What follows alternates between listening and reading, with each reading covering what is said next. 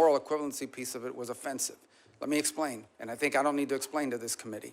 Hamas carried out an atrocious operation. They sent a bunch of savages into Israel with the express and explicit purpose of targeting civilians. They went into concerts. They went into these music festivals. They knew that there were no soldiers at the music festival. They knew that these were teenagers and young families, that they went into different communities and the kibbutzes and the like, and they deliberately targeted civilians. Deliberately. It was in fact, they kidnapped the ones they didn't murder, the families who they didn't eviscerate, the people whose skulls they didn't crack open.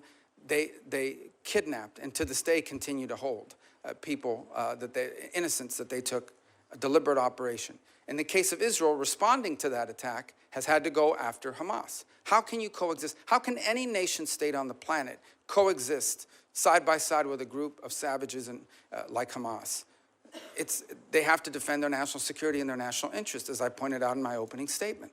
And so there is no more, and they didn't target civilians. Now, sadly and unfortunately, and I'm sure we'll discuss it further, some of the other questions that will come up here today, one of the horrible things about war, it's a terrible thing about war, and it's why we should try to prevent it at almost any cost, is that innocent people are caught up in it.